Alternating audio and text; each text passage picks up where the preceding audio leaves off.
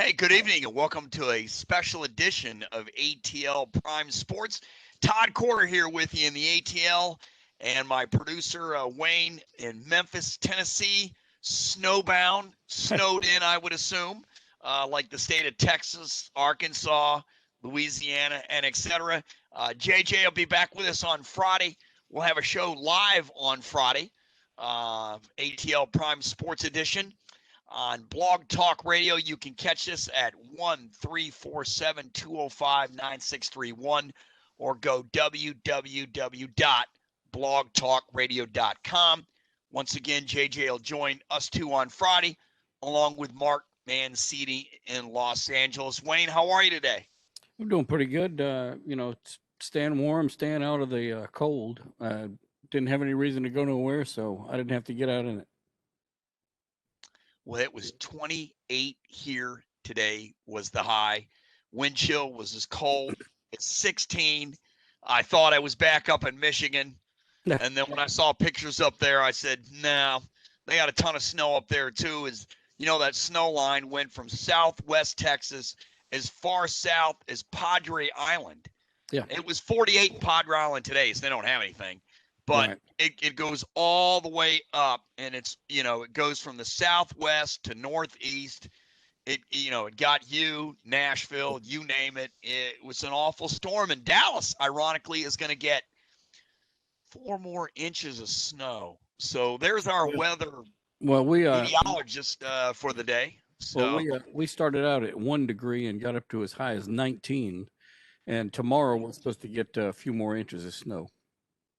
Oh, my goodness gracious. I feel sorry for you. I tell you what, I don't want it here. We're fortunate we didn't get it. So anyway, that's the weather report for the day. Let's go ahead and talk some Atlanta Hawks basketball. As you know, Wayne, the All-Star game is going to be here on March 7th. Keisha Lance Bottom is the mayor of Atlanta. She's very concerned about having the All-Star game here. They're not going to have fans. She wants everybody to stay away. She's afraid of parties. She's afraid of out-of-towners coming in. And here's the deal. Whether she's afraid they're coming in or not, they'll show up even if they don't go to the game, 1.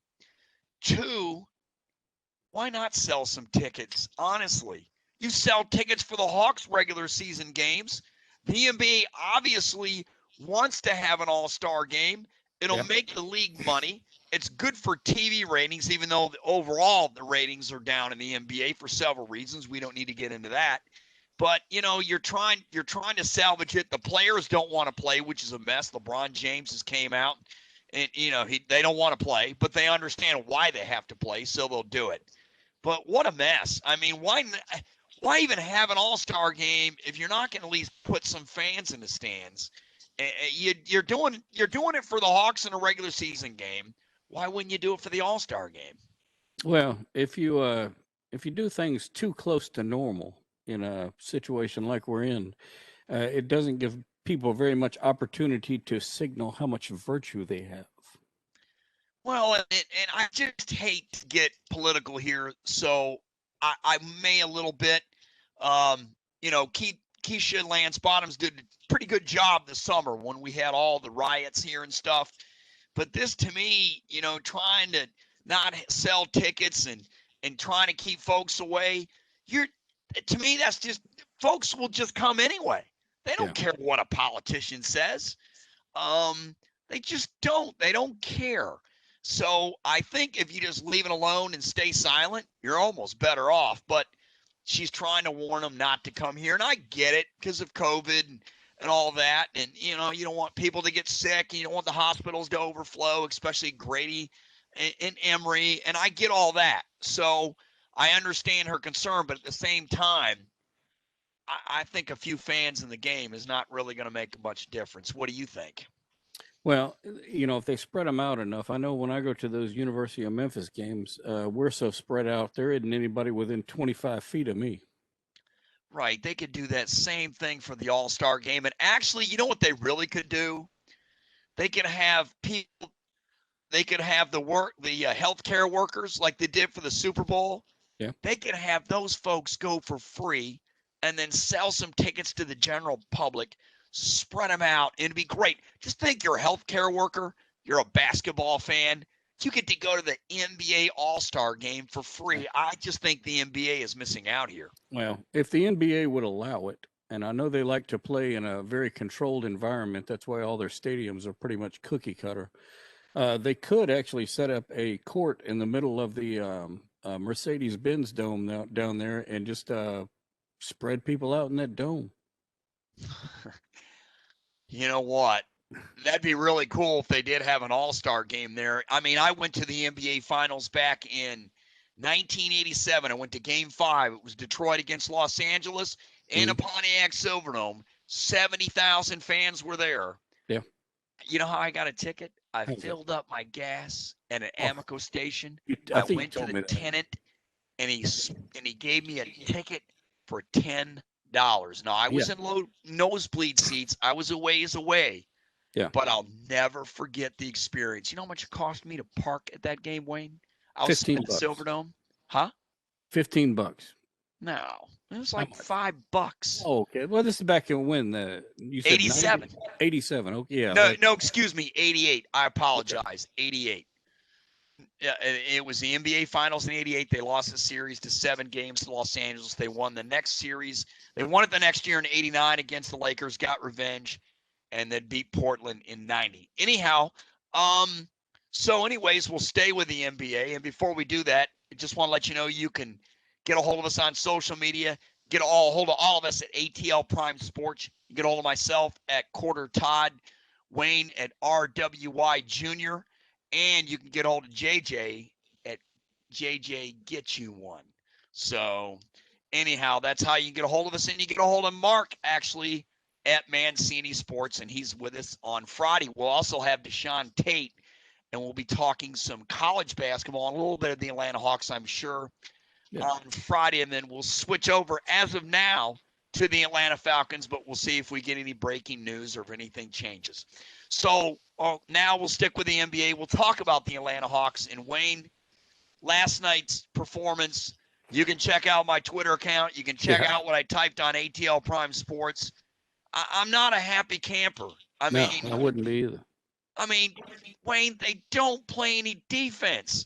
And, you know, it's just sad. I mean, they're 1-7 since the courtside Karen game where LeBron James got into some verbal altercation with a few fans.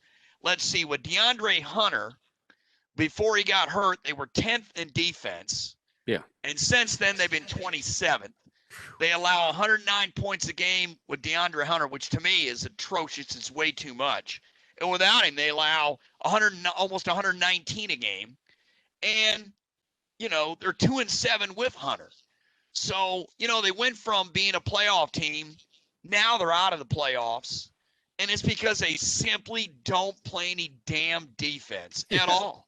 Well, do you think the remedy would be, try to look forward to getting some players from college that are tall and fast, or do you think they're going to try to go the route and make some trades? I don't know. You know, Travis Schenck, the GM today, said they're always looking. They're always looking to make a deal, and I'm sure they are. That's what every GM in the league does. Right. So will they make a trade? I think a lot of teams are afraid to make a trade right now due to this COVID environment.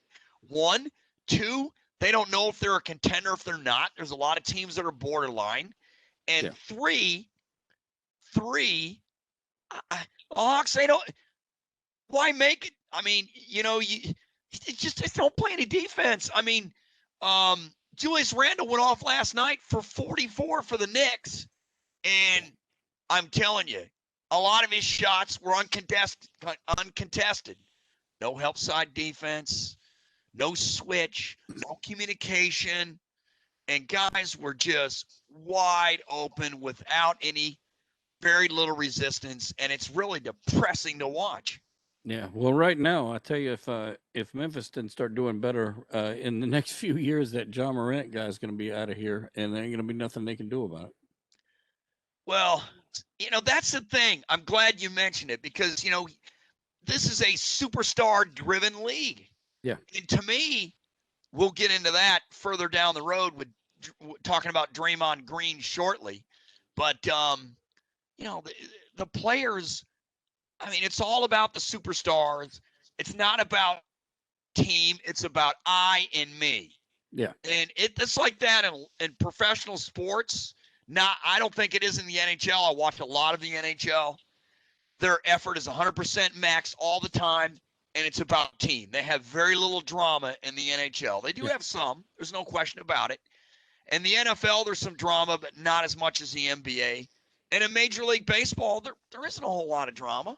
There is, but that's between the players and the Players Association. Well, if you look back on iconic teams in the past, and you take a page from, I forget the coach's name. It was up at Chicago, and then the guy that was out at Los Angeles that eventually went down to Miami. They all seem to like to have at least 3 really big superstars on their teams. And the problem these days is if you get more than one superstar on the team, the drama increases. And so that's why I think they're having trouble working together, is because there's too many, I don't know, for lack of a better word, prima donnas on the teams. And but the Hawks don't really have a superstar, Wayne. They've got Trae Young. Well, that makes it worse. I guess he's their superstar. And you know what? He can drive the ball. He can score. He can score at will. But he don't play a lick of defense neither. The guy he's guarding scores as much as he does during the dang game almost. Yeah. And I don't guess as a coach in the NBA you can really tell a guy, hey, you need to play more defense, because these guys get paid, 10 times more than the coach does. So they're looking at the coach like, why are you telling me what to do? Right. The players run the show. It's a player-driven league. And, it's just, to me, I just don't understand. I feel sorry for Lloyd Pierce. You see him imploring his team on a sideline to guard somebody, and he'll be gone now the next 2 days because he's going to be a father. So congratulations to him. But I'll be interested to get Deshaun's take on the Hawks on Friday. I really will be. Yeah. Because I don't think they guard anybody. His take may be totally different than mine. Yeah. He sees more of the Hawks than I do. But, I see enough to go, you need to guard somebody. Look at the Knicks. You take a look at the Knicks roster. They shouldn't have a better record than the Hawks, but they do because they play better defense. And Julius Randle, he's an NBA All-Star this year. He's having a super year coming out on, he was always a good player, but this year he's been a great player. So, and look, DeAndre out, Hunter out hurts Atlanta, no question about it. But the good teams are able to, circle the wagons, hold the fort down. Yeah, until the good player comes back. Huh? Work together. Right, work together. There's no help side defense. There's no communication. Guys are wide open. Nobody's contested. Nobody gets a hand in anybody's face. I know, as JJ would say, it's harder to play defense today because you can't hand check. Well, you know what? Move your feet. Get in position. They're not going to call every little knick-knack thing. I mean, you see the flopping going on. You saw LeBron do it a couple days ago. That was a joke. You can kind of also, to me, get away with a lot more steals now than you used to. But, they don't even bother to do that anymore either. I'm telling you, if I get on the shooters, man, and I make them drive. And then when they drive in, get physical. I mean, you can do that and play clean basketball. Just don't give these guys the free will to shoot everywhere. And that's kind of where the Hawks are at to me. And until they change their motto or bring somebody else in, they're not a playoff team. And JJ thought they would be at the start of the year. Me, I was like 8th at best. Yeah. So they're not in the 8th spot right now. Years ago, they took away my favorite move when I played, basketball against people on the playgrounds, when I was in junior high and stuff like that. And my best move was to do this right here. My best move was this move right here. Get the hand near the face. Right. And then they don't let you do that anymore. Well, you can get the hand near the face. They don't mind that. You just don't need to be, a guy can shoot the ball and you can come down on him and you're a couple feet away and he's already hit the ground. But if you hit him, they call that a foul. Right. That's ludicrous. I just think it's ludicrous. It just is. But speaking of ludicrous, let's just go on here and talk about what's that? I said technically it's supposed to be non-contact. So. Right. Technically. I like how you use that. All right. Speaking of ludicrous, let's move on. Let's go to Draymond Green, who, let me see. I want to make sure I do this right. calls out the NBA's double standard for players who request a trade versus teams who sit out a player in order to make a trade. And there are Andre Drummond plays for Cleveland. He's sitting out right now because the Cavs are looking to trade him. They want to get young players. They want to get draft picks from him. And Andre's a good basketball player. And Draymond going, wait a minute. You know, he thinks it's a double standard. I'm going, where is the double standard? Think about it. A, you get to sit. B, you still get paid. C, the team treat these players like royalty. They really do. They make millions of dollars. They're treated first class. Everything's first class, you know. And D, they're going to trade him to a contender. Now, how in the world is that a double standard? Oh, yeah. So we'll go to the other example. Let's go to James Harden, who plays for Brooklyn, and he's on the big three, as you said earlier in the broadcast. You've got Harden, you've got Kyrie Irving, right, and then you have Kevin Durant. Right. So they're all in the Nets. Okay, so Durant was playing earlier with Houston. Excuse me, not Durant, but Harden. He was playing with Houston. So what does Harden do? He decides to be a jerk, not hustle, not play hard, says he wants out, and oh, by the way, criticizes teammates for not playing hard. Now, that is a double standard. Well, I don't know what the hell Draymond's talking about. Yeah, the only thing perspective I can have on that is, and this can seem weird, but it's the perspective of a guitar player. And I have played both sides of that double standard sometimes before.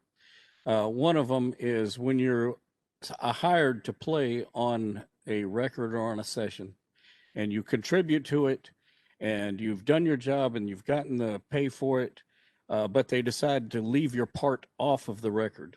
You kind of feel hurt by that because you're like, you know, even though you got paid and you're not doing anything, you're like, man, my artisticness is not on the final product. So that's like the perspective of the guy who's getting paid to sit and do nothing, but he's not able to display his talents. And then on the other side, when I was in high school jazz band, there were a couple of tunes that I did not like to play. And so what I would do is I would take my guitar and I would put it out of tune and just sit there. And the band directors, he's like, hey, how come you're not playing? And I'm like, hey, guitar's out of tune. You know, here I am chucking myself right out of the thing because I just don't like it. So I can understand both sides of that coin. Wow. I just can't understand this coin because, like I said, the players are treated with royalty. They make millions of dollars. They run the league. They run the show. They get to go where they want in free agency. They get to form super teams like Harden did. He acted like a jerk, and Houston traded him, and now he's on a contender with the Nets. And now all of a sudden he's just playing wonderful basketball. Why don't you just close your mouth, play wonderful basketball in Houston, and not cause all this ruckus to begin with? But he wasn't happy. He wanted to go to a contender. You know what I mean? It's just something must be going on down in Houston where players are wanting to leave so bad. And what is happening down there? Yeah, well, that's another story with the Houston Texans and Deshaun Watson. But you know, it's almost like a sense of entitlement for me. It's this generational entitlement. I'm entitled. I'm this. I'm that. And to me, you know, Draymond doesn't have anything worth a diddly poo here, to be honest with you. He doesn't. I mean, he just doesn't. You know, players should play, coaches should coach, and GMs and executives should do their job.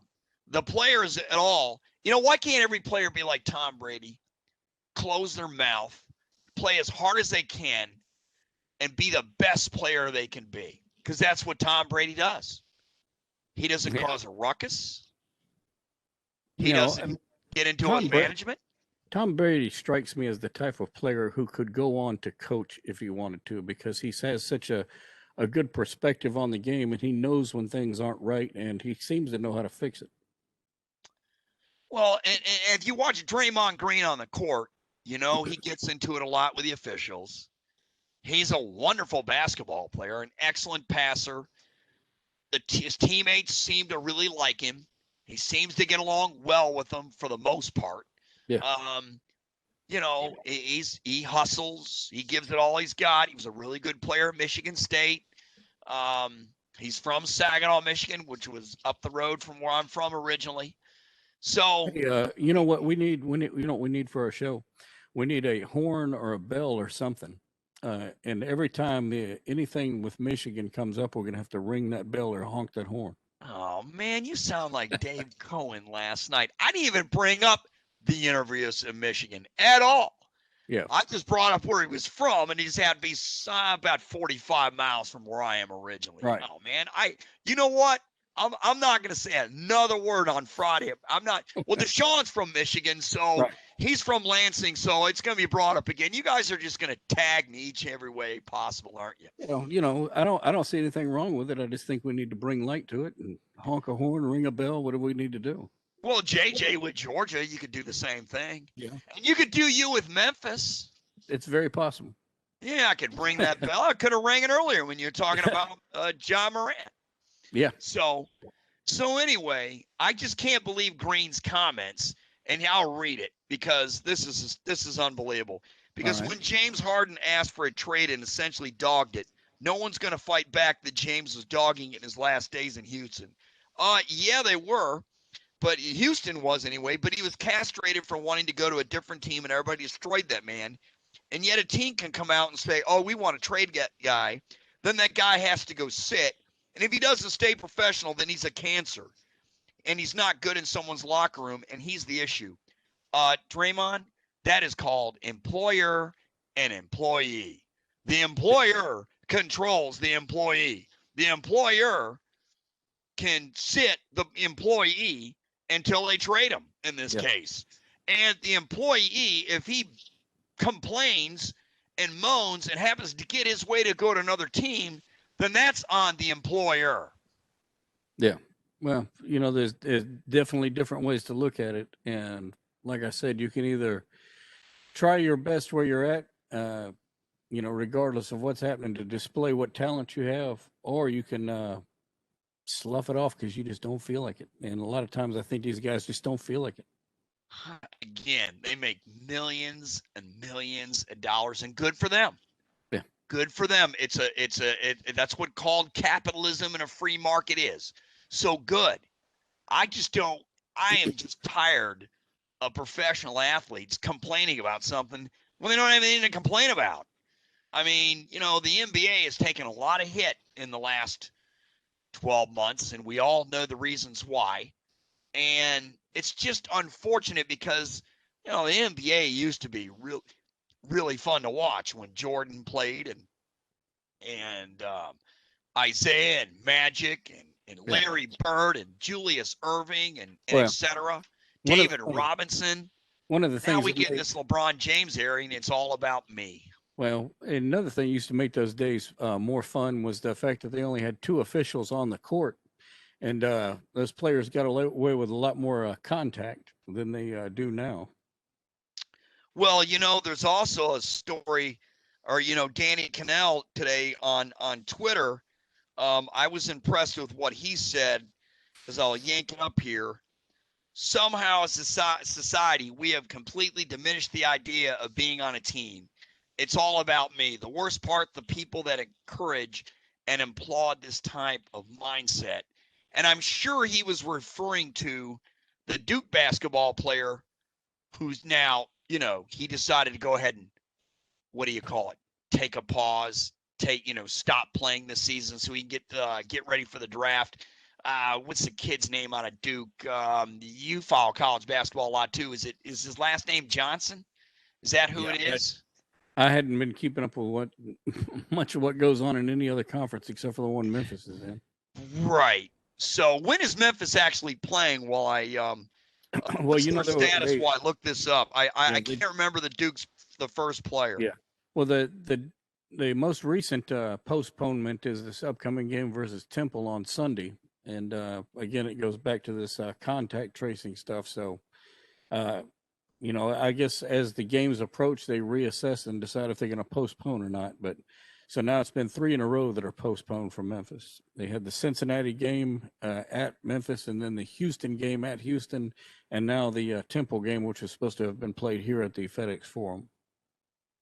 Well, COVID has definitely wreaked havoc on the college basketball season as we kind of switch over that now. We're done with Jamon Green, but we do have a correlation here. Jalen Johnson, I said Johnson, I couldn't remember his first name. Jalen Johnson opted out, and he opted out early. He was a really good player for Duke at the beginning of the season. He averaged about 19 a game. And then after he came back, he was hurt.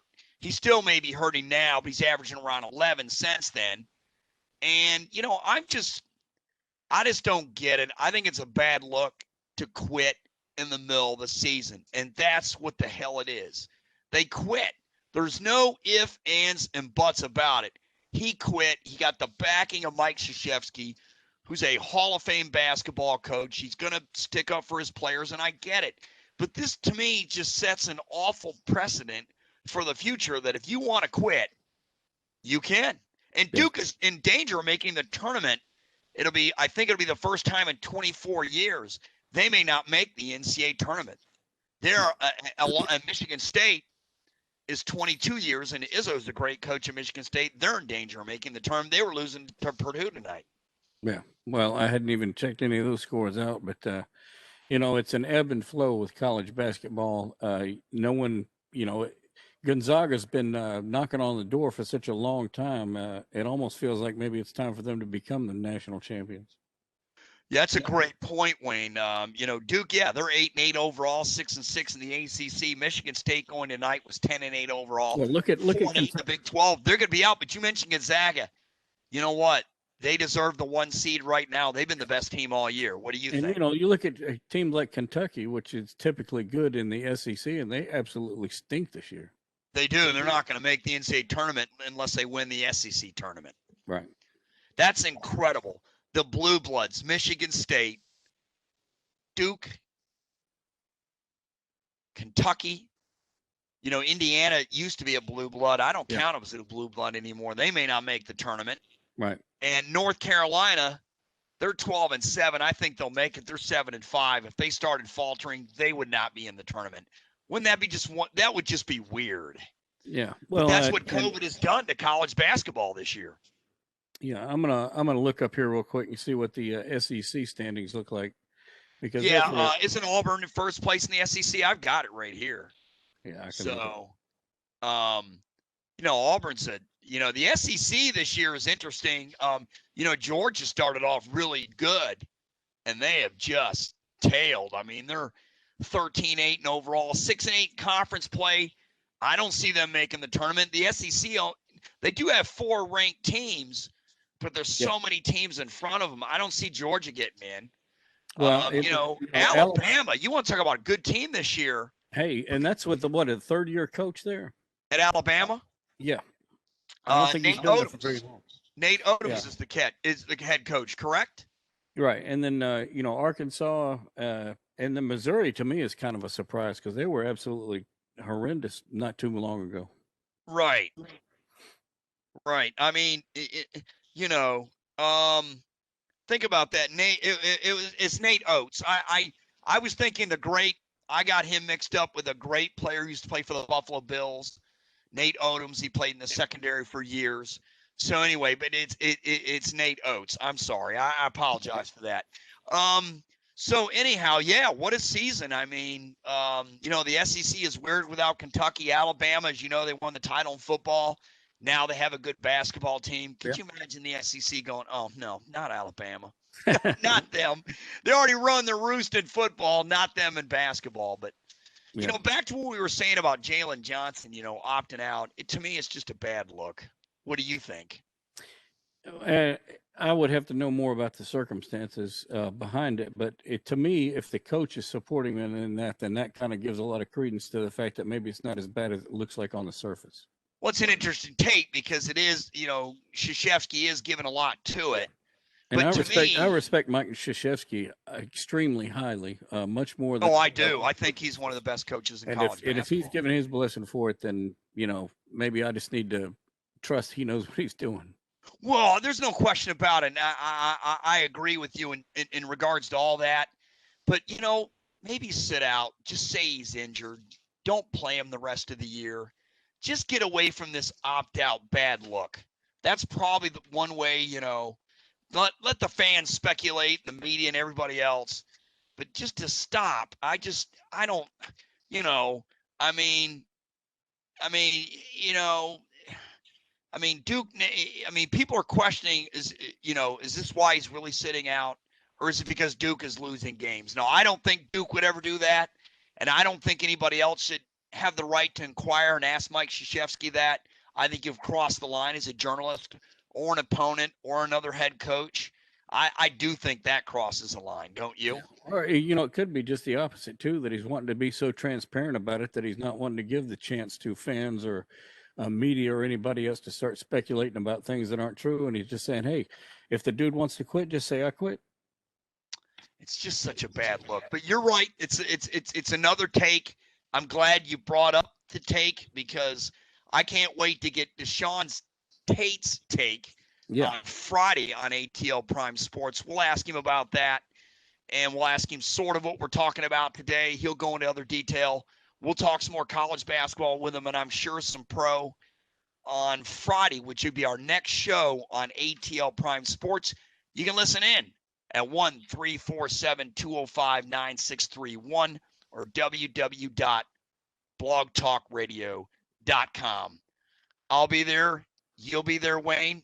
JJ will be there as long as everything's going okay with the family. He's going through some things right now. My thoughts and prayers are with him and his family. And Mark Mancini from Los Angeles will definitely join us. So until then, Wayne, I really enjoyed the show tonight, and thanks for all you do as always.